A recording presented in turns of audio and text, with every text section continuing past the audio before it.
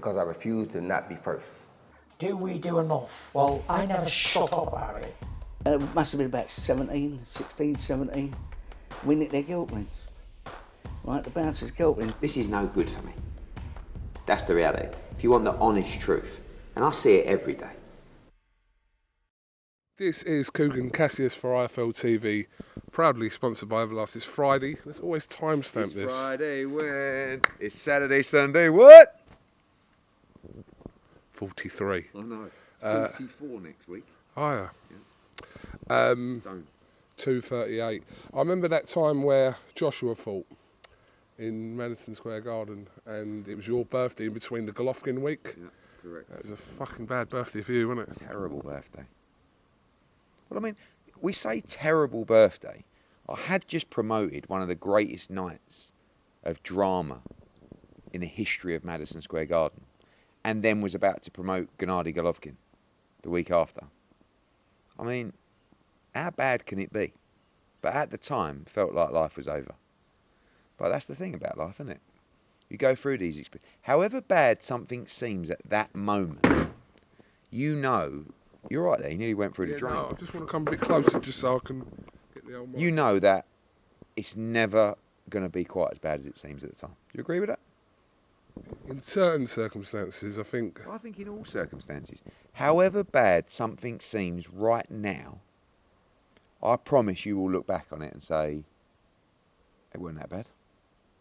I mean, you may look back and say, fuck, I was low. But actually, really, as you go through life's experiences, and you experience more in life,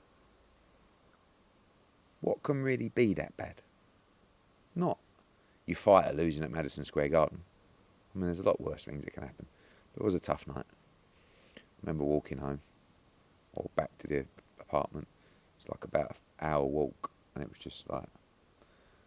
And I kept bumping into Brits who had been there, like paralytic, like coming out of bars. Just as I thought, let's just forget about it and move on to Golovkin next week. Eddie, fucking hell, Joshua's useless. What are you doing, you mug? Cheers, lads. Have a good night. And off we go. But there we go.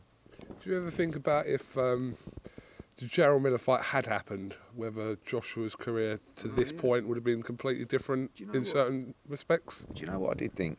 I'll be honest with you, yesterday, because it was the anniversary of the fight. I wonder whether as a team we made a mistake taking that fight. I'm getting quite a lot of stick lately about putting my fighters in too tougher fights, which is ironic because I've always been accused of giving my fighters easy fights, haven't I, and easy paths. And I just you know what? Talk for a second. I want to find something for you. The Atlas. No. Yeah. This is a bit awkward, but anyway, when we was deciding between Andy Ruiz and Trevor Bryan,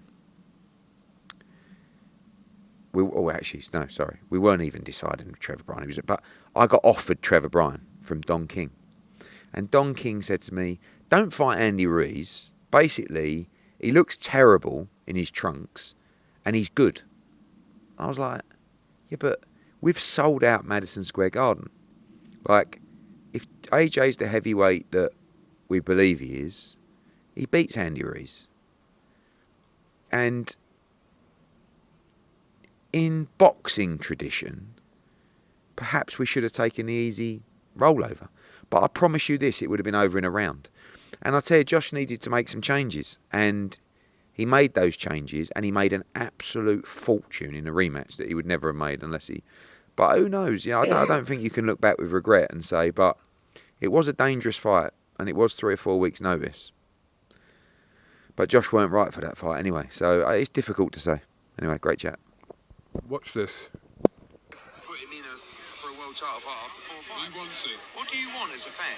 Do you want fighters to be in real fights? I keep seeing like Lemons who post things like, oh, Cheeseman got beat and Fowler got beat and Ritson got beat. Yeah, because they're in proper fights. What do you want? Do you want them in proper fights or do you want them in easy fights? Or where Hearn gets another fighter beat? Make your fucking mind up. What do you want? You silly tosspot. Do you want our fighters in real fights or do you want them in gimme fights? If they're in real fights, they're going to lose every now and again. That's So 4 don't years ago. celebrate it when they lose, because you're sitting at home in your Transformers pyjamas, knocking one out with your KY or whatever you use. I mean, Oh, dear, other okay. substances Got are a bit in the available. corporate something. June the 9th. 4 years ago. I just don't understand it. You know, Teddy Atlas came out. He talked about Canelo Bivol, but he was actually referring to Katie Taylor. I don't understand. What do you want? Oh, you shouldn't have put Katie Taylor in Chantel Cameron. That was too tough a fight. What? But then you make a one-sided fight. Oh, it's a joke. Boxing's a joke. You know, too many one-sided fights. Like, you can't really win. The same applies in all sports. If you ain't good enough on the night, you don't win. AJ was not good enough on the night. He made mistakes. He got beat. He came back stronger. Katie Taylor was beaten by the better fighter on the night. It's okay. It's okay. Do you know what I mean? But I hate the, yeah, you've got to be better with the match. People think that my matchmaking is poor. My matchmaking is unbelievable, because I know the game inside out. I know the sport inside out. I know the fighters inside out. But I will not give you time and time. If you want to get paid big money, and we need to fill seats, we need to drive subscribers, we need to entertain fans, I ain't giving you easy touches. And that's what happens. You know, on all those occasions, those fighters got huge paydays. And they were big. They were favourites, in AJ's case, big favourites going into the fight. Yeah. Okay. I know obviously you've discussed certain things on a different platform yesterday. Rival platform. Nah, not really rivals. All right, Boxing Social, actually. So, just for a bit of clarity, have AJ's management, technically or whatever, turned that fight down with Tyson Fury and said, because you said yesterday that you've got your own plan for August and December, but has something conversation-wise, offer-wise, gone to AJ's management where they've turned it down for Frank Warren and Queensberry to say this? No, same thing. I mean, they spoke. There was a conversation between George and Freddie Cunningham, of which he said exactly the same. We're all on the same page, which is we have our plan, and we're not deviating from that plan at the moment. We want to see if we can secure that plan. So at the moment, we fight August 12th and December against Deontay Wilder. August 12th, I would like it to be Dillian Whyte. We'll have to see. That is our plan. Do we drop everything and hope that Tyson Fury is real and that process is straightforward? Or do we just continue with what we're doing and lock this in? At the moment, the preferred choice is to lock in those two fights. If, and there's a lot going on with regards to that, August 12th is not really difficult in terms of a fight. But of course, the Deontay Wilder fight, which is a lot more money than the Tyson Fury fight for September, still needs to be secured. We've been promised it is secured, it is locked in, but there's still work to be done. But we've been working hard on that plan, and that's the plan we want. AJ doesn't believe Tyson Fury at all. AJ doesn't want to be messed around by Tyson Fury. He wants the fight. And if we can't get moving with this scenario, you know, I saw Frank's interview with Umar. Let's be honest. I mean, sometimes I think he says things that even he's trying to convince himself about. To say that he can fight Tyson Fury in September and fight Deontay Wilder in December is the most bizarre thing I've ever... He knows that's not possible. So we're either doing one or the other.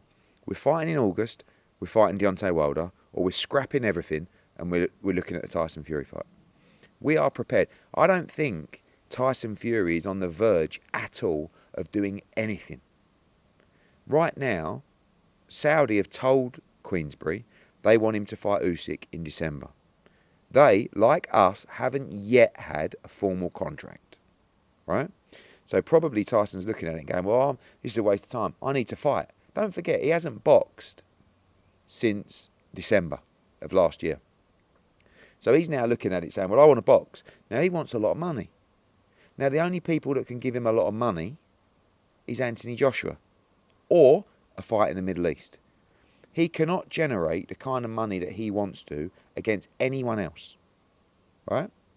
Now, he will fight for less money, but he wants an easy touch. Go back to our original conversation. An easy touch means no one's interested. You know, he just had an easy touch, didn't he?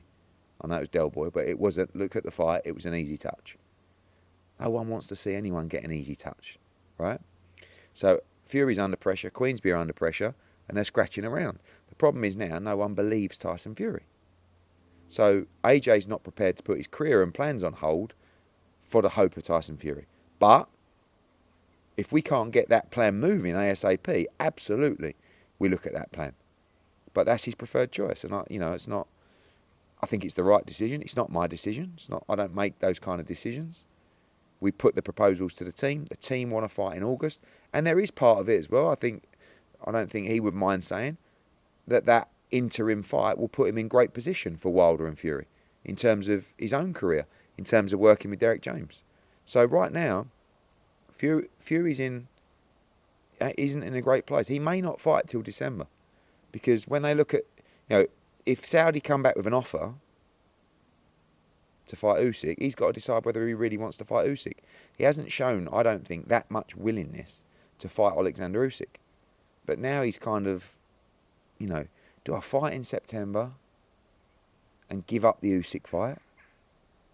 Or do I wait till December? And I don't know what he's going to do. It's not really my business. But I think he's in a tough spot. And I think Queensberry in a very tough spot. What would it take for you, or what would take it for it to happen, of August not happening, first of all? Well, August is happening. I mean, August is happening. That's AJ's date. No, the reason I asked that is because you made reference to, if that wasn't to materialise, then... More the Saudi. And look, the Wilder fight is one of the biggest fights in boxing. AJ wants to fight Wilder. We also appreciate it's a huge money fight in the Middle East, right? Huge. So, of course, that is the route that we're happy to take. The August fight is scrappable for Tyson Fury, but it's the two fights. The plan to fight 3 times this year, the plan to have that fight and then go into a career-defining fight, like Deontay Wilder or Tyson Fury. So there's a lot to consider. But really, I think the main thing is the Wilder fight.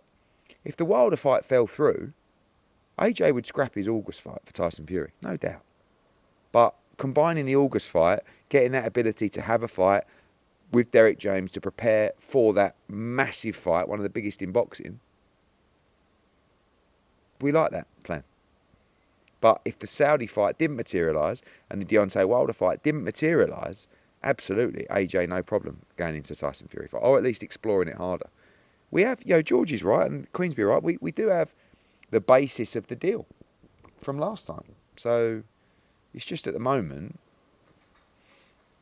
like, when someone's been through the negotiations and back and forth with Tyson Fury, they lose a little bit of desire to do. It's a bit like Alexander Usyk. If you mentioned Tyson Fury to Alexander Usyk, he'd go, "Oh God, wasting my time."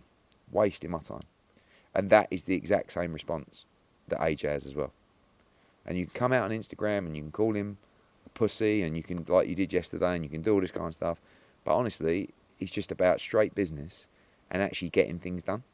And he feels that we have a good plan in place to get that done. And he wants to fight Deontay Wilder.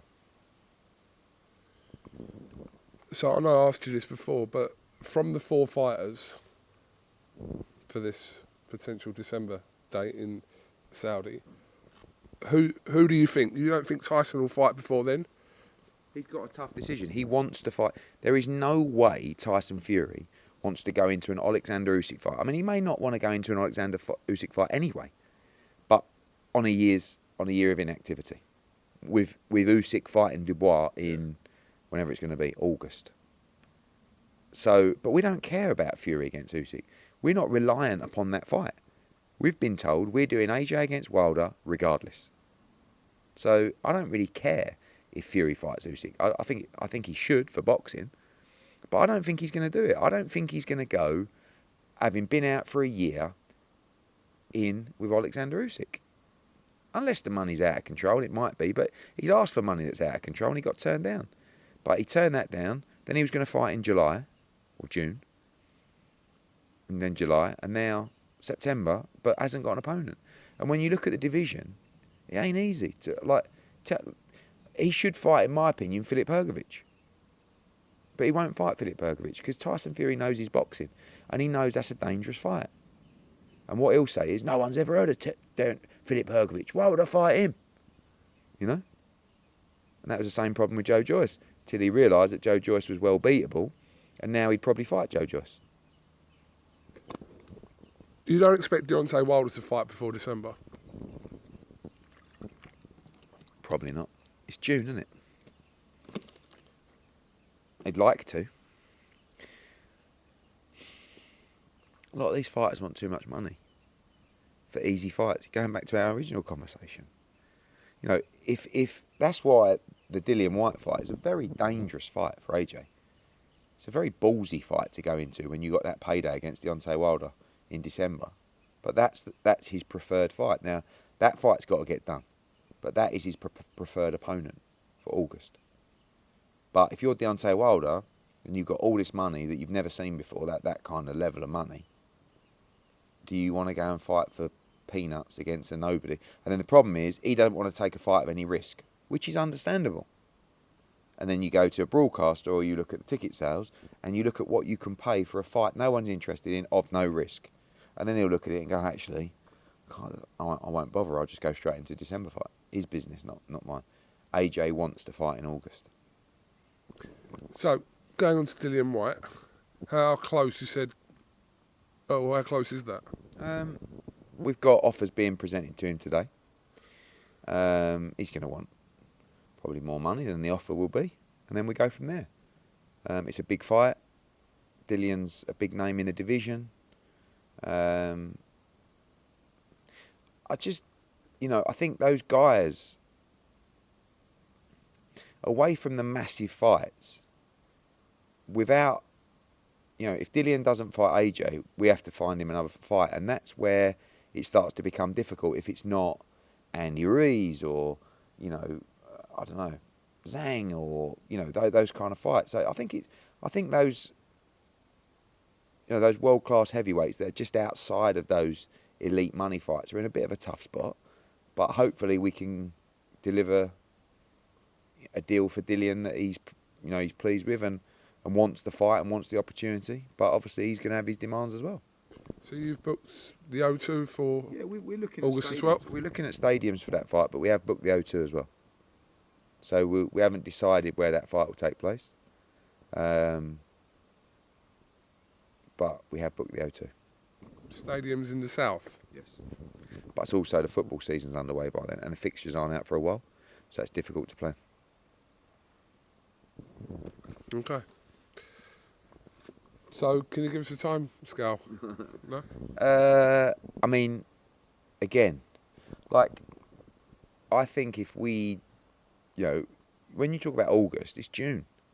So we need this fight announced in the next 2 to 3 weeks, really.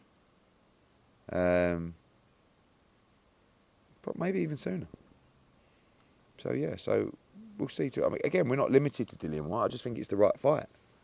I think it's a great fight, but there's other options out there. What are those other options? Loads of people in the top. Filip Hrgović could be an option. That's a very dangerous fight going into Deontay Wilder. Otto Warlin.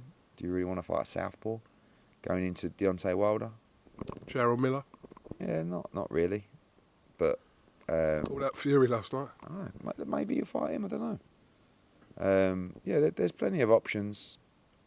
Zhang would be a great fight, but again, southpaw. We'll have to see. Okay.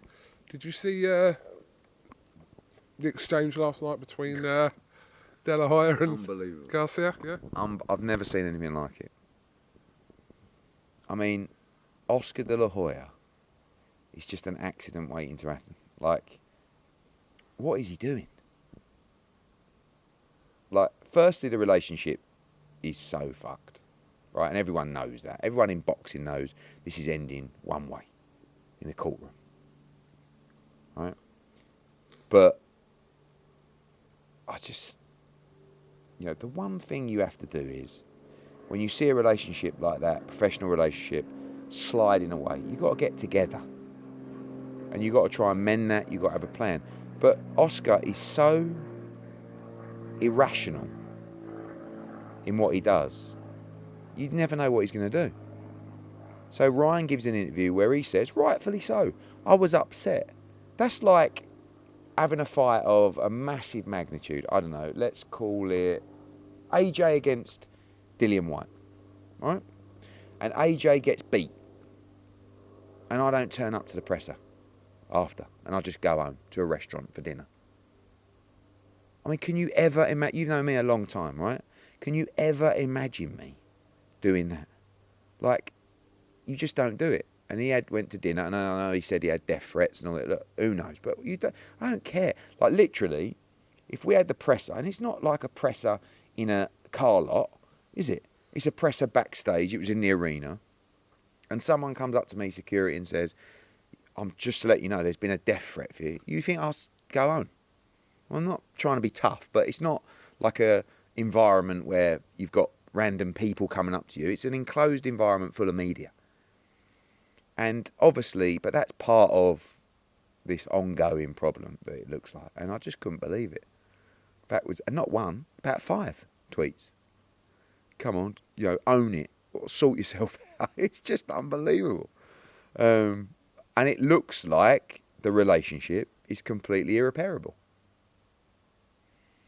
But it's like a comedy sketch.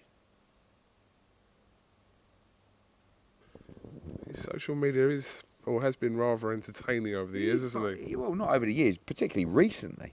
No, for quite some time, Oscar. I'm not talking about Oscar Delay, yeah. Same, but like recently, it's got. I mean, Ryan Garcia is Golden Boy's biggest client by a long way, So again, that is like me tweeting AJ after he got beat, going, "Mate, stop with the excuses, just own it." I mean, one, you never do that. You never throw your client, your friend, whatever it is, out to dry. And you speak to him, you've got a problem, you go and see him. But it's irreparable. It's well beyond that. And the rumours have been around for ages about where this is going, and it's about to explode. It's about to explode. So, I don't know. Messy and sad. Right, moving on from there. Conor Benn, Eubank. Some positive words from you yesterday about this? Yeah. I mean, look, everything's about timing. Everything's about things falling into place. And obviously, when the Liam Smith fight fell through, from our perspective, there's an opportunity to make the Conor Benn fight. We have to go through that process with Eubank and Calla and the teams. But we want to make that fight. It's a massive fight. It's a huge money fight. There's interest from around the world to stage that fight. We'd like to stage it in the UK, and we'll see where that goes over the next couple of weeks. But that's the fight to make. I mean, for both guys. So we're going to do what we can to make it if that's possible. But I'm assuming, given the current situation regarding the board and Conor, that it's highly unlikely to take place in the UK in the next sort of, if you're looking at, you mentioned August, September, that kind of timescale? At the moment. Not necessarily, but at the moment. If we wanted to announce that fight today, we couldn't stage it in the UK. But I would like to stage it in the UK.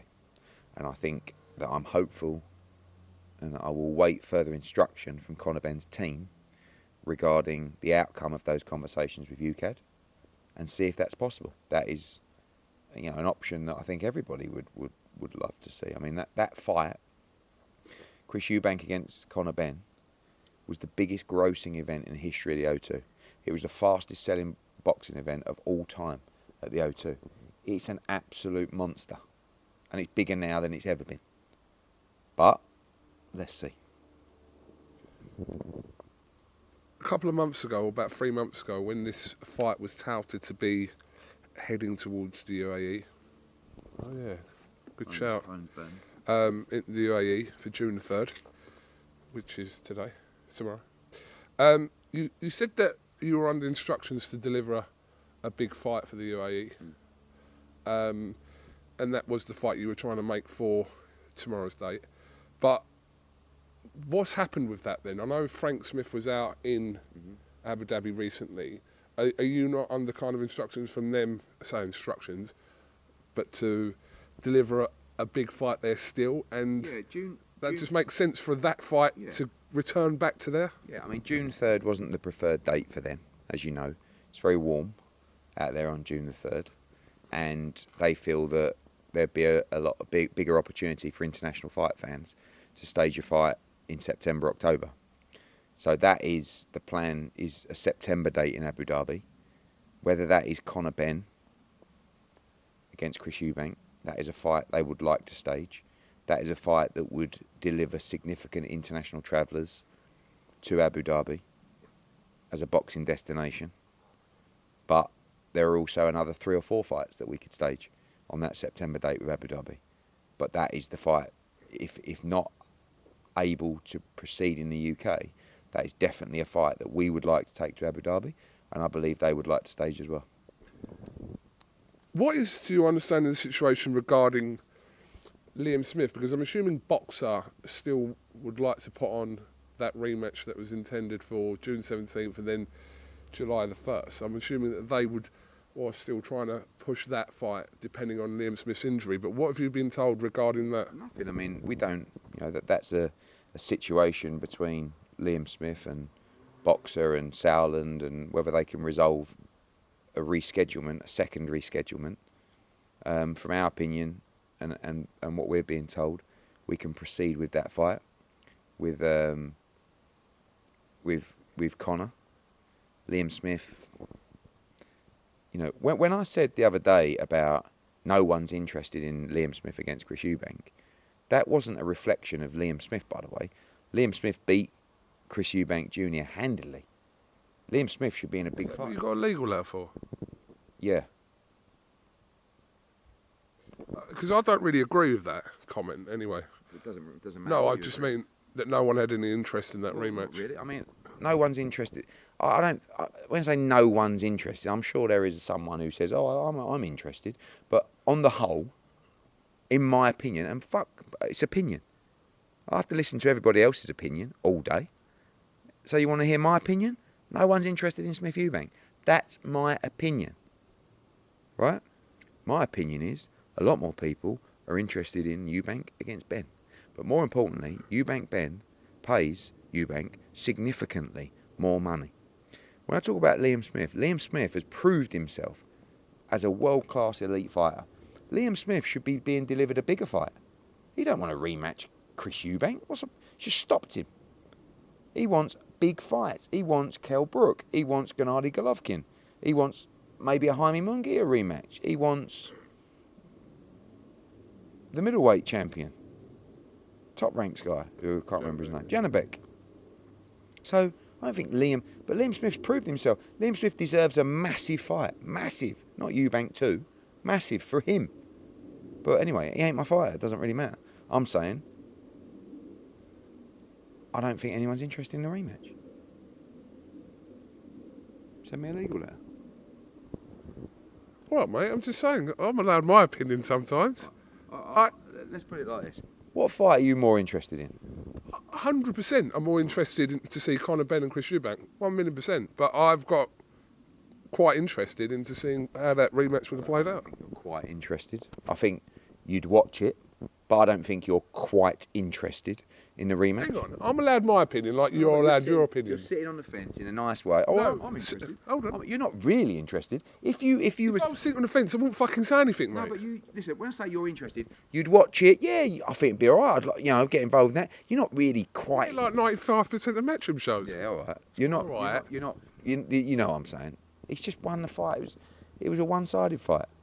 You're not really interested in the rematch. You'd watch it and you'd turn up and you'd get your 500 quid and you'd do your job. Well, what?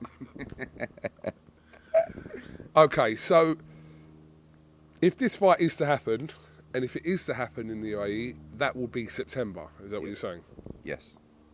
Okay. End of August, September. But yeah. Okay. That had been Unbelievable. how long out the ring for Conor Benn then? A year and a half. risque. It's been over a year, well over a year since Conor Benn's been in the ring. It's been in a year since the fight was made. And it'll be about a year and a half since he's been in the ring, if he fights in September.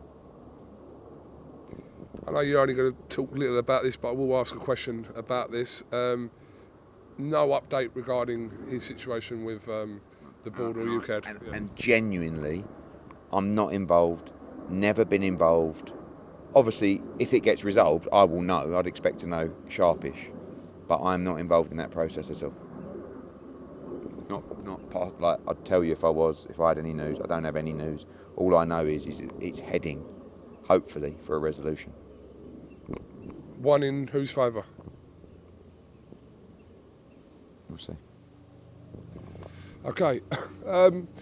Lawrence Coley released a statement after his loss to Chris Benham-Smith last week in Bournemouth. Yeah, I'm glad a line's been drawn under that whole situation regarding you.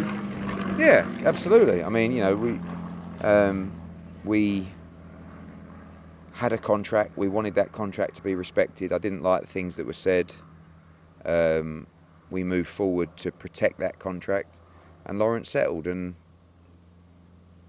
I'm happy to resolve it. You know, he's made his statement. We feel that our contract was respected, and comments were revoked or apologised for, and glad to get it out of the way, and we can all move on. Okay. Fabio Wardley, Dave Allen. Legs? I like the fight. I mean, I think, you know, I see the comments. I saw the comments yesterday after my interview. I think when you get a demotivated Dave Allen and you get a Dave Allen that's not in shape for the fight physically and mentally, I don't like the fight. I like where he's at. It's a final roll of the dice for him. I think he's been a good servant to the sport. I think he's in good physical shape. I think he's mentally there. And he thinks he can beat Fabio Wardley. Really, when you look at British challengers, you know, Soldakers is an option. Cash Ali's, we've tried to make that fight. We don't know where he is or whether he's fighting.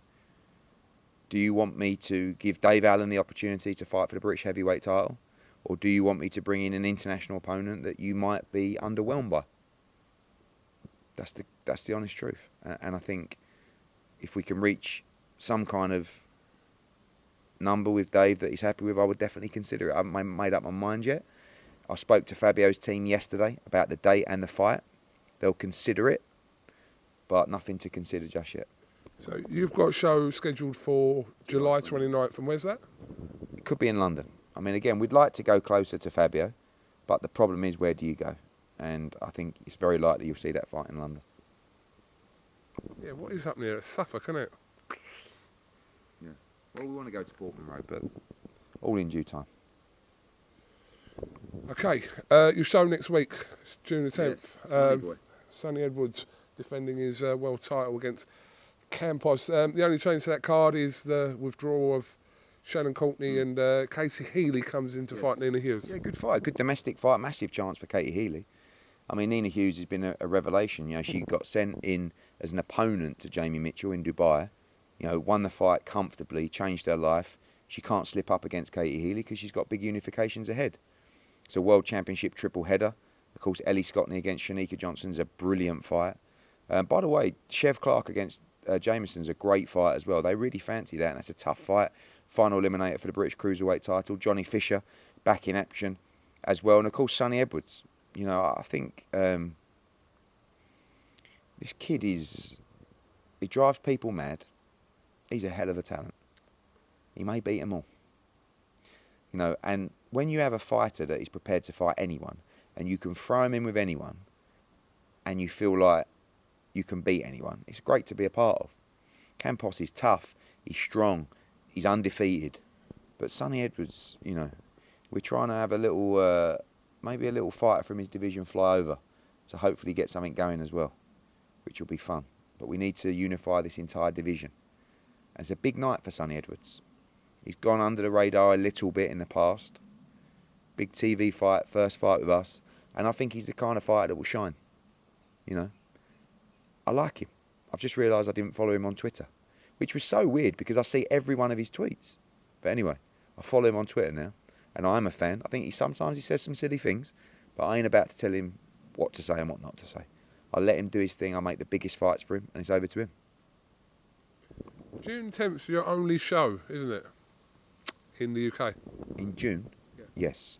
We have 3 shows in June. June 17th, Regis Prograis.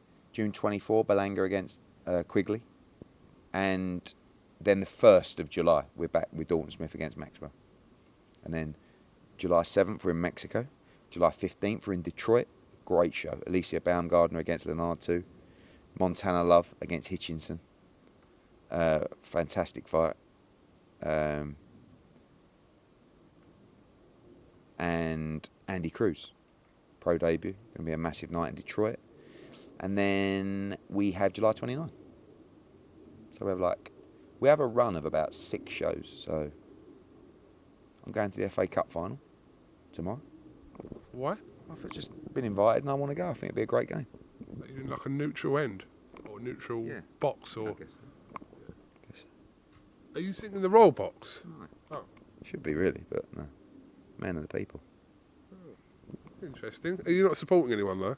No, I'd like to. I do like Man United, but I guess they're not going to win, are they? I'm not really a football guy, you know. Cool. He was only vice chairman of the football club, but Got this call. I said half hour. It's been 40 minutes. you've got to take that call right this second. Right, unless you've got anything else. Yeah, but now you're hurrying me now. Come on. He plays for O'Hara to get his shot. WBA ordering. Absolutely, and you know O'Hara can win that fight. He can beat Rolly Romero. It'd be interesting. I think they're going to try and make Rolly Romero against Ryan Garcia. So they're either going to have to apply for an exception, which probably may be granted, or O'Hara's going to get a step aside. And if he does, he can fight Jack Catchell for the interim if Jack doesn't get the Regis Prograis fight.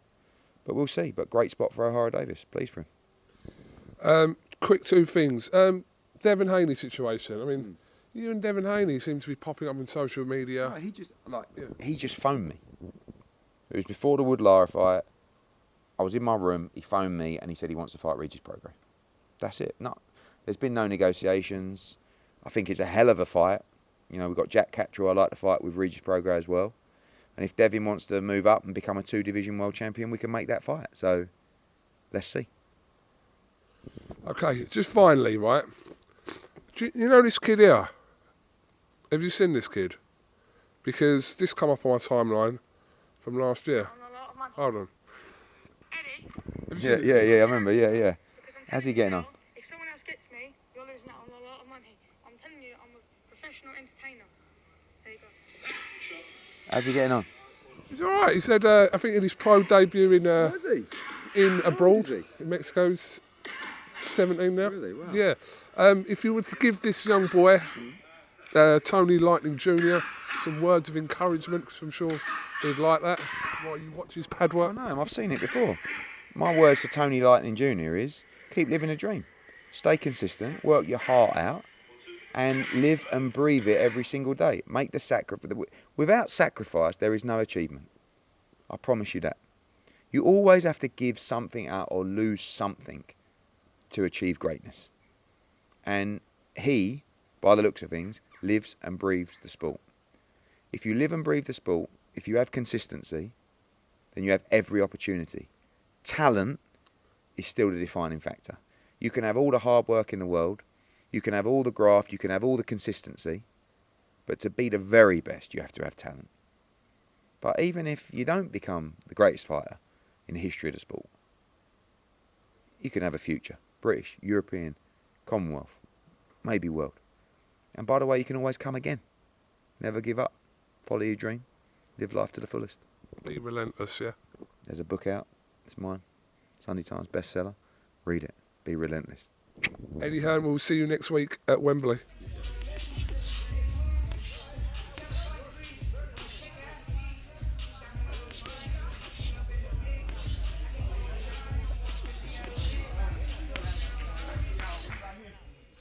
Because I refuse to not be first. Do we do enough? Well, I never shut up about it. It must have been about 17, 16, 17. We nicked their guilt rings. right? The bouncer's girlfriend. This is no good for me. That's the reality. If you want the honest truth, and I see it every day,